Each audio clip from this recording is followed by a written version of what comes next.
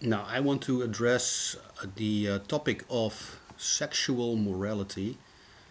So we talked a good deal about the mechanism of good and evil and sexual lust and stuff. So the Bible defines marriage in Genesis 2.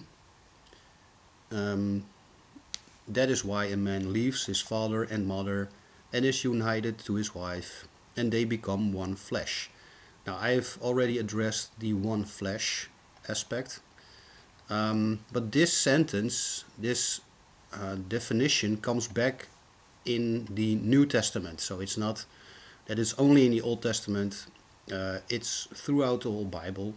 In Matthew 19, Jesus is actually saying the exact words. So they are no longer two, but one. Paul in 1 Corinthians, he he makes the same thing. He's saying the same thing in the context with a prostitute. So do you not know that he who unites himself with a prostitute is one with her in body? For it is said, the two will become one flesh. So it's a repetition of Genesis 2. Now in the Bible, this part, united to his wife and they become one flesh. You may also find this in smaller words like to lay with a woman or a man, or to know a man or woman. So Mary, when she hears about she being pregnant, then she asks, "How can that be? As I never knew a man." So this might be in the Bible, said in different words. Now, we can use this again in the mechanism of good and evil. So now we know what very good is. And then the opposite is evil. So we might use this definition and then say that is why a man leaves his father and mother and he is united to, for example, another woman. And they become one flesh. So if you're married and the man goes to another woman, right, that is called adultery. So if you want to counter this, if you have to, take effort, then you have to strengthen the mind. Okay, so the arrows are strengthening the mind. So a man must then go away from that lifestyle. So you might also say a child, like, is united to a child. So a man goes to children. But if you want to go away from that, you must go away. You have to strengthen mind. It's a mind thing.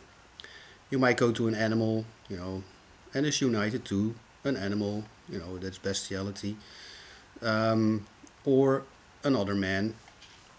And so this is then called homosexuality. And I've done a couple of